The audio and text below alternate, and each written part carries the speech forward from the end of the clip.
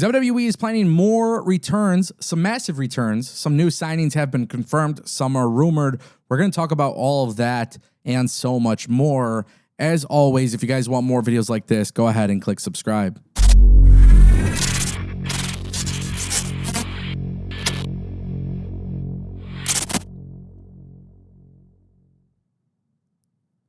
So by now, you guys may have heard the rumors of WWE bringing back Stone Cold Steve Austin.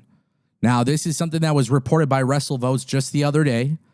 Plus, that's not all. There is another one that we're going to talk about today, which, by the way, is probably the most insane story of 2026 so far. But Stone Cold Steve Austin is reportedly set for a couple appearances on WWE television.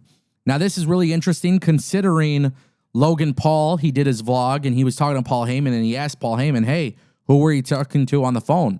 Paul Heyman told him, hey, like, you know, this is not a phone call that even Triple H would want to answer. So it kind of makes you wonder, what are they teasing right there? Some people are under the belief that it's Scott Steiner, but if there's reports of, you know, Stone Cold Steve Austin getting in the mix, don't forget Stone Cold Steve Austin was a rival of Triple H, which would make sense as to why Triple H wouldn't want to answer that phone call. I could see where WWE would be going with that potential thing right there. But I think the idea of Stone Cold Steve Austin coming back is a great idea. I love Stone Cold. Always going to be a fan of Stone Cold. If he's making appearances here and there, I'm all for it. I don't expect Stone Cold to wrestle, but we all have heard the rumors that the Kingdom of Saudi Arabia was very interested in the idea of Stone Cold Steve Austin returning. And let's just call it what it is. They're going to pay a lot of money. But that's not the only return that we're talking about, because WWE apparently could be having The Rock come back, and this would be a record-breaking offer, the most amount of money ever spent for a professional wrestler. Now, I want to give credit to where credit is due, because Andrew Baydala talked about this, I think, like a week or two ago. Now there is more reports coming out. But basically, there is this talk, according to Dave Meltzer. So again, credit to Andrew Baydala. But Dave Meltzer is now talking about this, and he says that The Rock is a primary target for the organizers in Saudi Arabia. Many people within the country have an indicated desire to have Dwayne The Rock Johnson at WrestleMania 43. Johnson would receive the largest offer ever made for someone to do a pro wrestling show. Now, keep in mind, WWE bringing The Rock back makes a lot of sense. Oh, by the way, we should probably note the fact that The Rock, he wasn't nominated for an Oscar. The Rock wasn't nominated for an Oscar for that new film that he dropped last year where he played Mark Kerr. Very, very good movie. The Smashing Machine was actually an awesome movie, and I thought The Rock did a very good job in the movie, but he didn't get nominated for an Oscar. So how convenient is that? You know, last time The Rock had a film that didn't work out too well in Hollywood, guess what that meant? Oh, The Rock came back to WWE. And Dwayne The Rock Johnson is a board member of TKO, so it definitely makes sense for him to come back. I definitely think at WrestleMania 43, we are getting Roman versus The Rock. I don't care what anybody says, but when they go to Saudi Arabia and they do that show, I'm fully expecting The Rock and Roman Reigns. So Stone Cold Steve Austin could be returning soon. The Rock, by the way, could even be returning sooner, because Saudi Arabia has plans for 3 PLEs this year. And if the Kingdom of Saudi Arabia want The Rock, they can do it. By the way, on Rafi Talks, it was like a little podcast thing, interview. Dwayne The Rock Johnson, he was actually asked about this. He says, I'm excited for the brand of WrestleMania. I'm excited for the Kingdom because that is a big show. I'm also excited not only for the brand, but I'm excited for our athletes to be able to participate in an event like that, and it's a global event, and I can't wait. So he also indicated that his conversations with them have also been very good. So I think that's very clear where we are headed with The Rock. The Rock is definitely coming back for sure. Does it happen in 2026? Does it happen in 2027? I don't know. Stone Cold Steve Austin very likely is coming back. Will it lead to anything? Probably not. But if they want Stone Cold on TV, they're going to get Stone Cold on TV. Now, some people might criticize me for talking about nostalgia, but I think wrestling is okay when you have a little bit of nostalgia. I think wrestling is okay when you have a little bit of comedy. I think wrestling is okay when you have a little bit of sports entertainment. And of course, wrestling is cool when you have good wrestling matches. I never minded the idea of AEW, WWE, or TNA relying on a nostalgia act here and there. I think what makes a nostalgia act really good is if you can give the rub to an up-and-coming talent. So if Stone Cold were to come in, hit a stunner on Logan Paul, for example, I mean, the headlines will be there. It would be a very big viral moment. So I cannot be opposed to that. Now, if Stone Cold Steve Austin were coming in and he took the shine away from Austin Theory and from Logan Paul and from Bronson Reed and whoever else, yeah, I would probably be a little upset about that. But I like these returns. I think they're very cool. But what makes me even more excited is the potential signings. We have some that are confirmed, and we have some that are rumored, and I would love to talk about that. By now, you've heard that Powerhouse Hobbs was rumored to sign with WWE. Well, Fightful Select dropped a late-night report that actually confirmed he is now officially signed by the WWE. Now, the belief is that he will be headed to the main roster. I have talked about this for a while now. I'm okay with Hobbs going to the main roster. I wouldn't mind him going to NXT as well. I know some people look at going to NXT as a demotion, but I think sometimes going to NXT is helpful. Also, I think NXT needs to really work on their main event division for the men.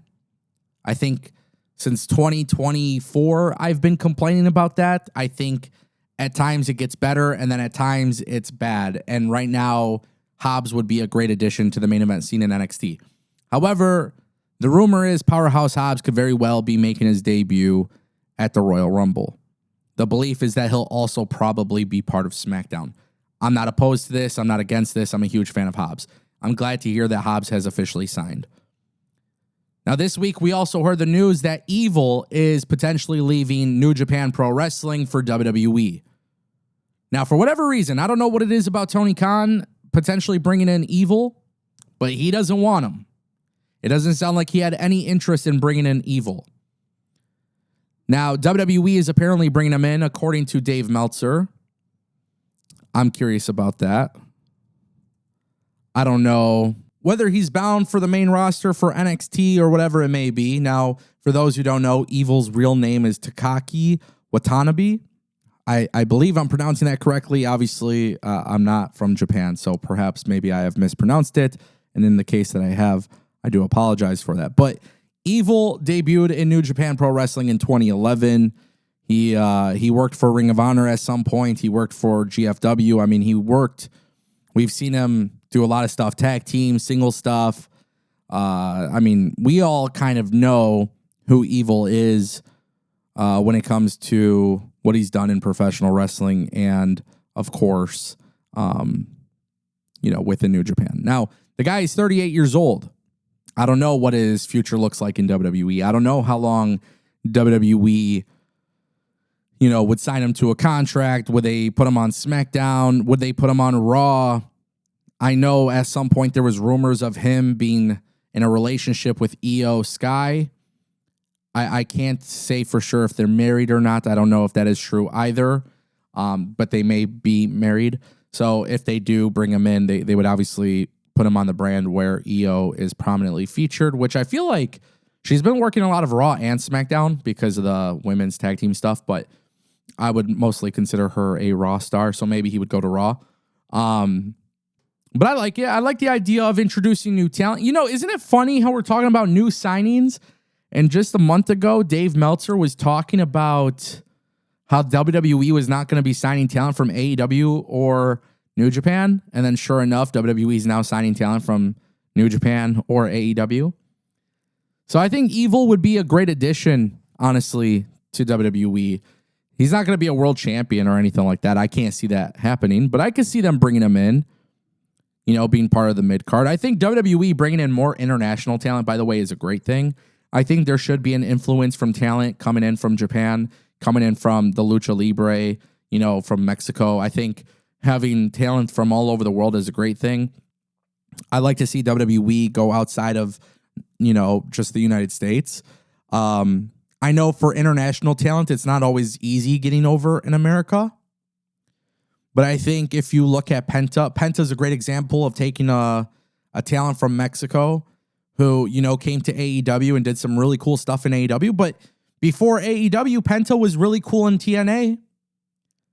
And I feel like TNA did a good job with him. I feel like AEW did a good job with him. And then I think WWE has done a better job than everybody when it came to Penta and his presentation. So maybe Evil could come in and have some really cool presentation, and we'll see how WWE treats him. I would like to see him dark, sinister character, great presentation. Who knows? Not only that, but David Finlay is rumored to have or potentially be signing with WWE. We're still waiting on the confirmation for David Finlay, but it sounds like that very well could be happening as well. So if you look at WWE, they're making moves, man. Powerhouse Hobbs, great. By the way, not to go back in time, but maybe you guys have seen WWE trademarked Royce Keys. Just a quick side note, I'm really hoping that's not Royce Keys is not Powerhouse Hobbs. But then it kind of gets me thinking about name changes. Do you change David Finlay's name? Do you change Evil's name? I don't know. WWE is very, very weird with that kind of thing. But it is cool to see that WWE is making moves. It is cool to see that WWE is, in fact, they're doing stuff. They are.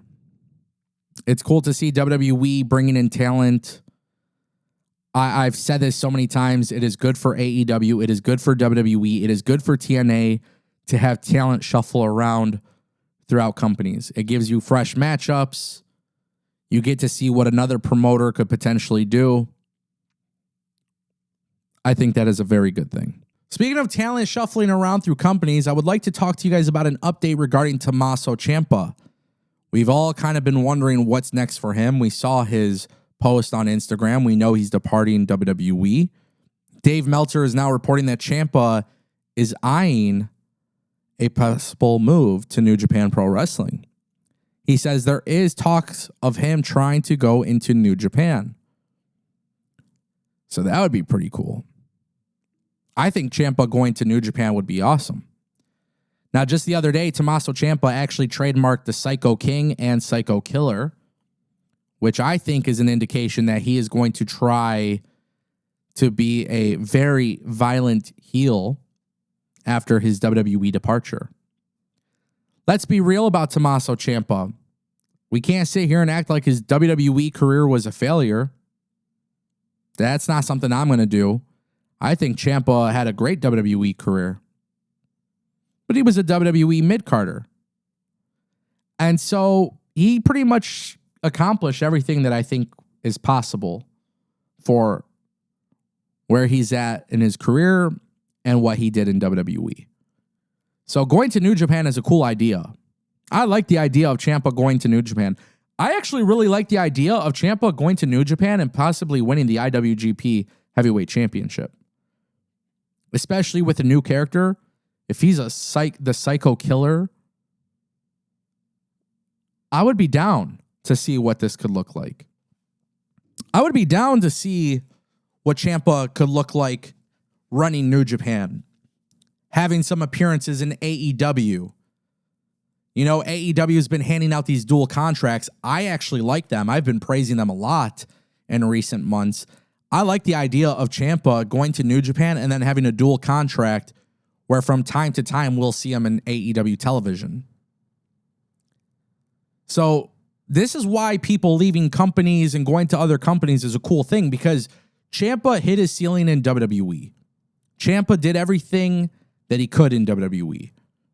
At his age, I don't know if WWE should be prioritizing Tomasso Ciampa over somebody like Braun Breaker or Carmelo Hayes. And it's nothing against Ciampa. It really is nothing against him. He's a great talent, but there's just so much talent in WWE who I think are more worthy of a push.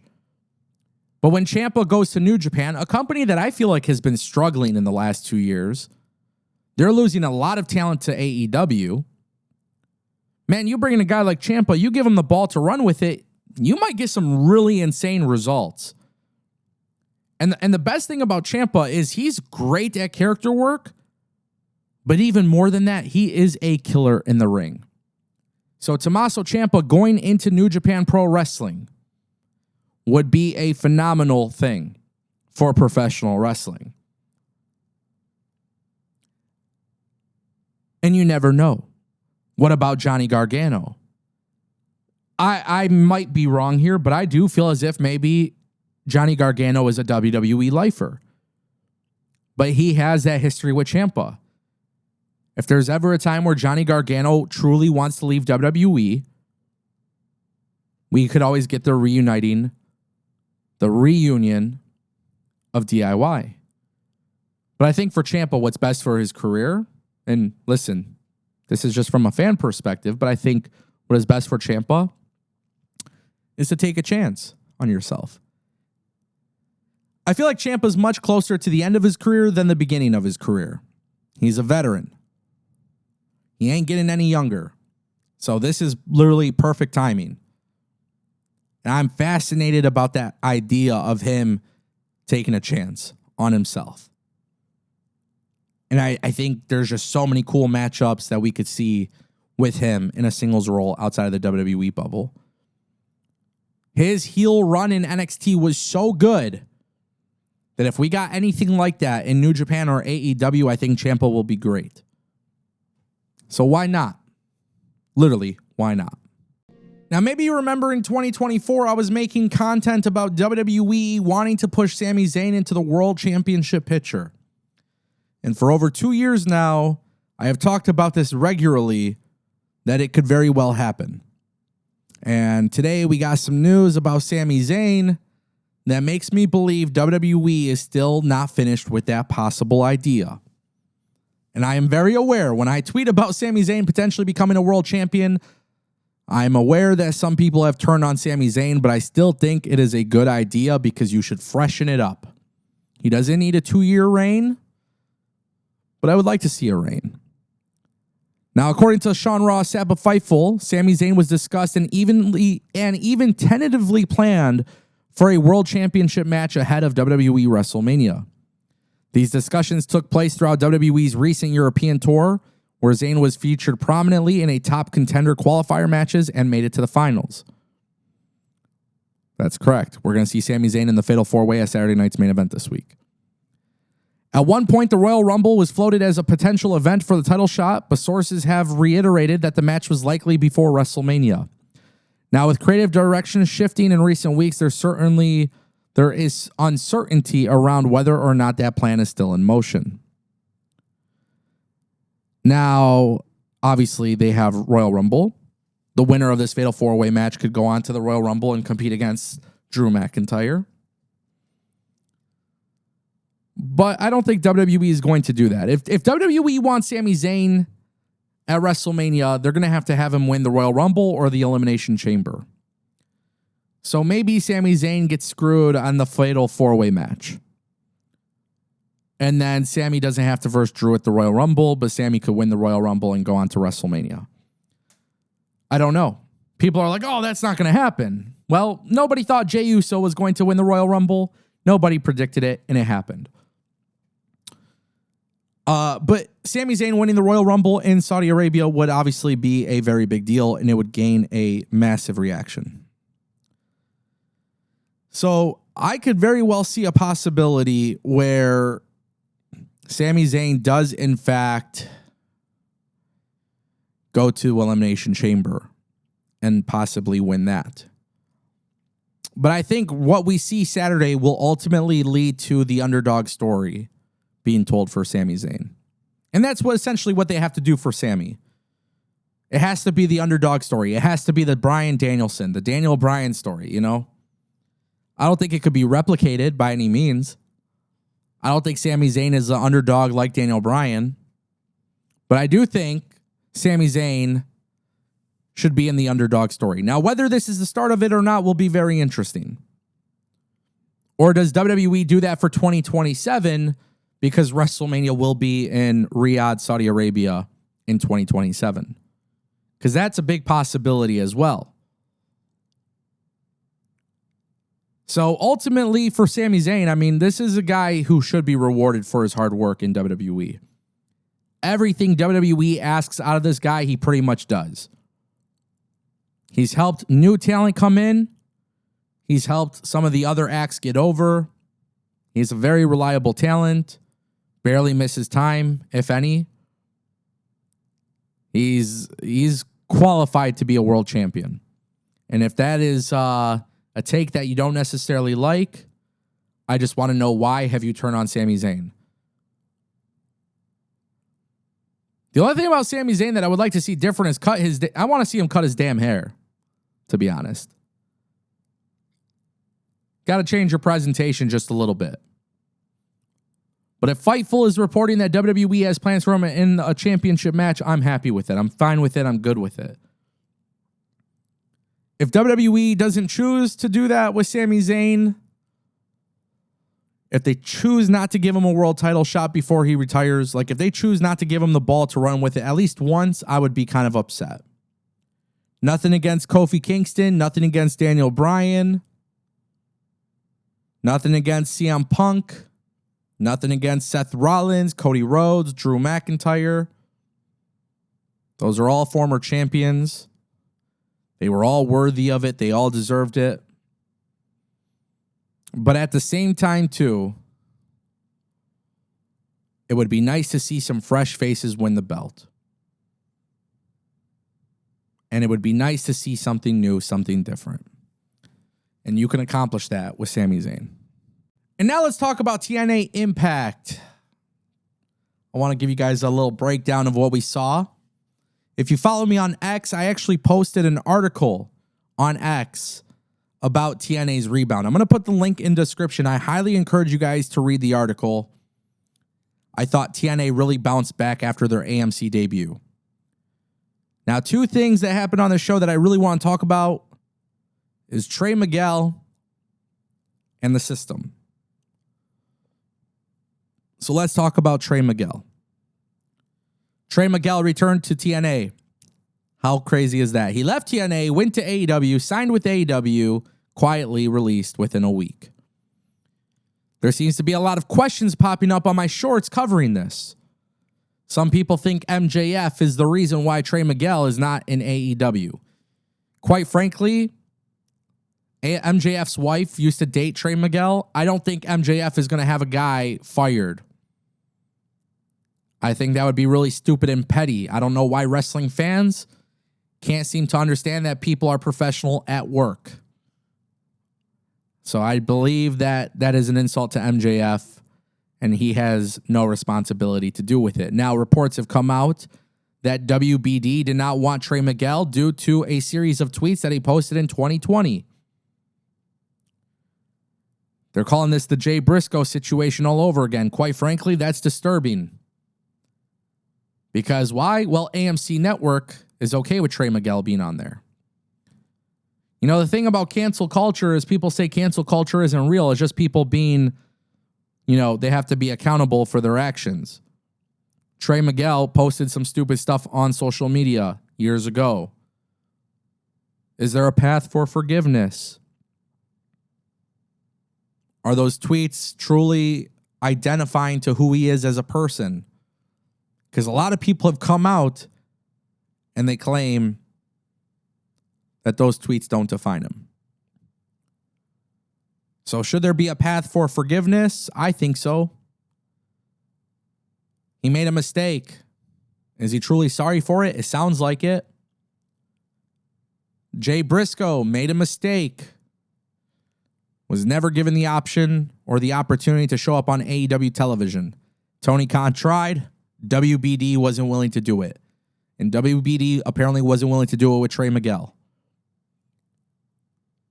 So yesterday on TNA Impact, Trey Miguel returns. He wins one of the briefcases for Feast or Fired. Awesome. I don't know if he had any leverage negotiating with TNA. I don't know if he got some massive contract. I would like to think that's probably not the case, but dude needs a job and he offers value to TNA. It doesn't appear to be an issue for AMC Network, so he's back in TNA. I thought they handled his return well. The idea of him winning Feast or Fired is pretty cool, so I'm good with that. And I think really the Trey Miguel saga is probably over at this point. I don't foresee him being in AEW ever at this point. The other part of TNA that was really cool was the system. Bear Bronson and Cedric Alexander are now members of the system. JDC retired, so he's out. And the system turned on Moose. Shout out to TNA for ending the show with a swerve. Bear Bronson's a former AEW talent, getting an opportunity. We'll see what he makes out of the opportunity, but I like it. There's been a lot of praise for this guy being an incredibly hard worker on the indies, putting in the work, working a lot of matches, trying to get better. You put him in with a bunch of vets in the system, I think it's great. Cedric Alexander taking out Moose was awesome because they had a cool match to start off Impact. To end the show with Cedric Alexander being a heel, joining the system, I like it. I want to see the guy in a prominent position on TNA TV. The system is a group that TNA loves. The fans seem to enjoy it. It works out.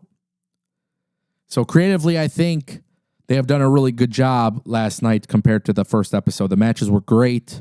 The storytelling was great. I think the company needs to do more of what they did yesterday. Also, in addition to that, Ash by Elegance, formerly known as Dana Brooke, appears to have unretired. Looks like she's cleared. So I'm curious to see how TNA books her moving forward. But very good stuff for TNA. Ladies and gentlemen, that is the Ango Show. I'll see you later.